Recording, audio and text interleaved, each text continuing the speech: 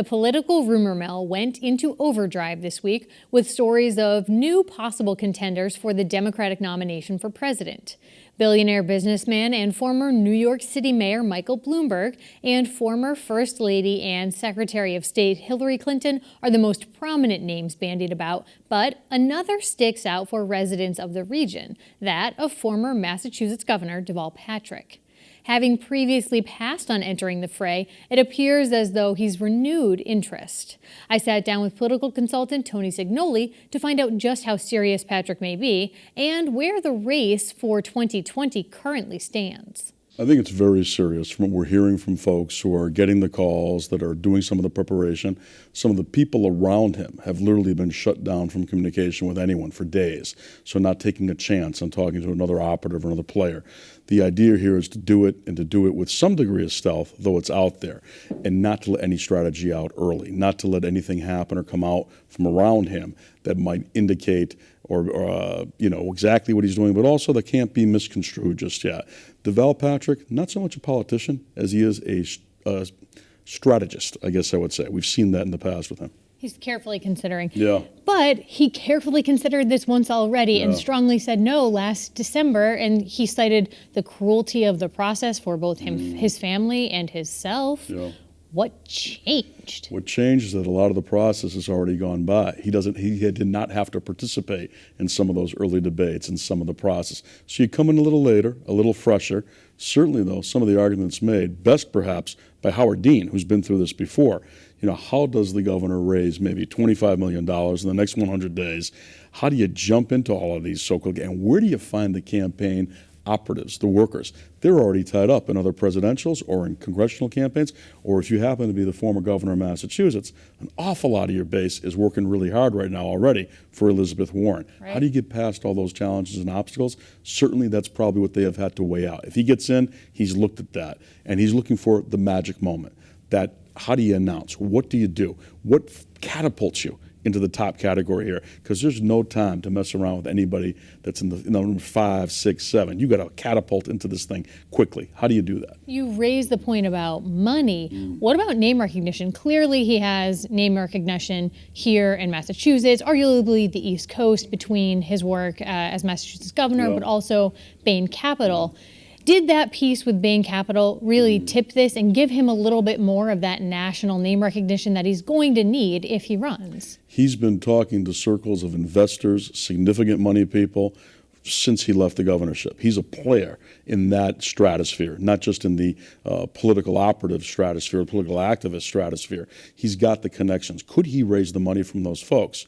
It's possible, because at Bain Capital, unlike Mitt Romney before him, a founder of Bain Capital, most of what he's been dealing with has been relative to socially conscious, socially careful investment. He's got that circle, the environmental investors. They call it double impact at Bain. Double impact, exactly it. That's it. And that is helpful. He's been in those circles. In fact, he canceled a conference call with those folks, or forgive me, I believe it was more of a sit-down, televised kind of a thing, to concentrate on what's happening and to be asking no questions about the presidency, but he just canceled that in the last few days. But those are the people that he would be talking to that clearly you could say, I need the maximum contribution, and I need it to my PAC as well. That's the other thing I think with Deval Patrick. If you look at how he won the governorship, it was improbable. And that's exactly what he calls it in his memoir, improbable. They went from almost zero name recognition to where they beat sitting Attorney General Tom Riley, who was so popular, so well-liked, so money, and so already out there. He had the organization. Deval came out of nowhere. He's done this before. It's about the argument that he makes now, Carrie, and it could be very similar to what we've heard from him in Massachusetts. I'll be the president for everybody. Look at what he's been saying since he opted out initially of this race. The person that wins has got to be not just the person that can win the Democratic base, the Democratic folks that are going to be out there, the activists in the primaries. You got to get those folks who voted for Donald Trump, who are independents, who are Democrats, who left us to go to them. And the other thing that you're going to hear a lot, I think, from him, how do you bring back the Obama voters? And that's what a lot of us are watching. How many folks in the Obama camp might be coming on board here, looking to Chicago to see who comes out on this one? Not only Obama camp, but do we see President Obama, who we knew from prior reporting, he has been whispering in Deval Patrick's ear about possibly running here. Do we see him come out and endorse in advance of the primary, given that his VP, Joe Biden, is one of those front runners. What a terrible, difficult position for him to be in.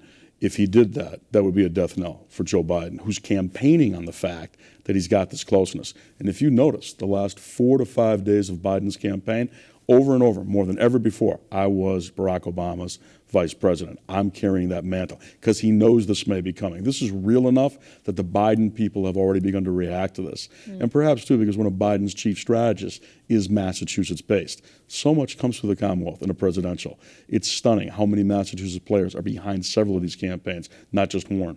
If Deval Patrick does get in, he has Friday, the clock ticking against him on Friday because you have to register for the ballot in New Hampshire by then.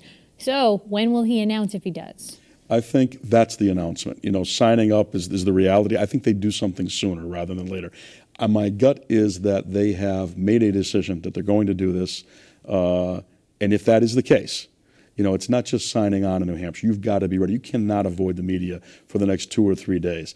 Perhaps, maybe I'm completely wrong, but I think they've planned this out and that New Hampshire becomes part of the announcement. Because again, you've got a short window to make all this happen. You don't have the time to, you know, move along slowly on this. You've got to go from 0 to 600 fast. It's pedal to the metal, make it all happen, and you can't win traditionally. You can't tie up all the players that you need in all those places, and you've already missed Iowa. Yeah, and here we are talking Wednesday afternoon, Thursday, Friday's the day. Yeah. It's a short amount of time, and it's also an eon in other respects. Yeah. Let's talk about Democratic field overall. We also heard that Hillary Clinton came out and said, quote, many, three manys, many people are urging her to run. Who are these many people, do you think? Good question, and that's the thing. If she wants to be taken seriously about that, you've got to produce the many. It can't be her saying it. It's got to be the many coming out. And it's got to be many players who are significant, who have backing, who have blocks of voters, whose voice behind her would make a difference. I'm not sure who those people actually are. So for her, it's great to say that and to put it out in traffic, but you've actually got to produce some of these people right now. If there are many, where are they? Have them start to speak. Have them come out to make the case. And we also have Michael Bloomberg, former mayor of New York, billionaire, say he's absolutely in and he's willing to spend anything. What does that do, that unlimited money? It's stunning because Bloomberg's such a brilliant player, as we all know, from Bloomberg News to Bloomberg Finance to Bloomberg Law, 20 years as mayor of New York City. Another candidate that some might look at and say this is improbable, but we're in new and uncharted territory after 2016. Can a billionaire simply spend and bypass a lot of the primary process that others have to go through? Absolutely. We're in the age of complete social media, complete, 24/7 outreach with video and whatnot.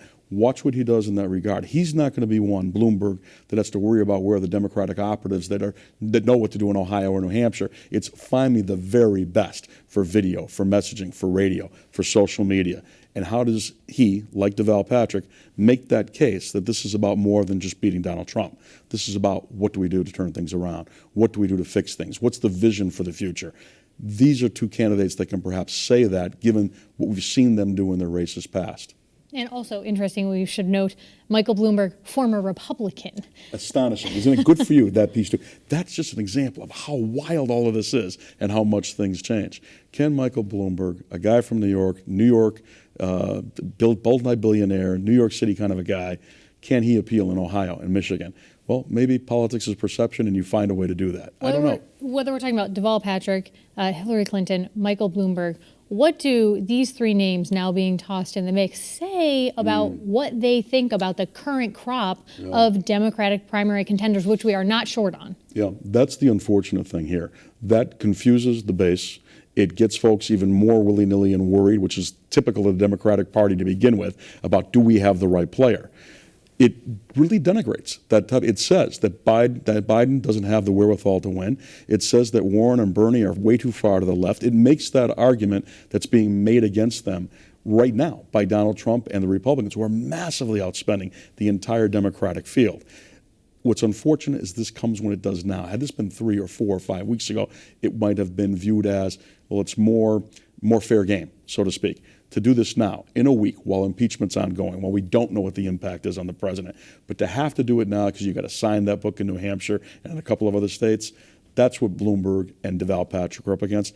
But bottom line, to the average person who doesn't eat this, drink this, and live this the way we do, right? They look at this and they say, oh, geez, I guess Biden can't win. Or wait a minute, I guess there's something wrong with Warren's plan on this. Or Bernie just doesn't have the juice anymore to make this happen. That's what it sends out, that negativity, that negative message, that pallor overall to the folks that don't live and drink this 24 hours a day. You said the I word, impeachment. We're, as I said, talking Wednesday afternoon. First day in public inquiry around the impeachment. How will you remember this day in history? Classic. This is amazing to see where we are at this exact moment and being close to it because of some of the folks that we advise and tell them to be very careful, to take this very seriously. This isn't a partisan moment. This isn't politics. This is the possible impeachment of the President of the United States. What are those implications? Whatever you say today, whatever you do today is going to be remembered by history, but not only that, there's going to be a political consultant out there on the other side when you run for re-election in the House or the United States Senate, and they're going to use your words today, perhaps not in the committee hearing, but perhaps outside or whatever you might say. We're in that game now where everything has to be weighed so carefully. So the way that I remember this day today is for the last few weeks, speaking to, preparing players and reminding them this is not a circus, this is not a partisan moment, this is the presidency of the United States. You've got to think about the country.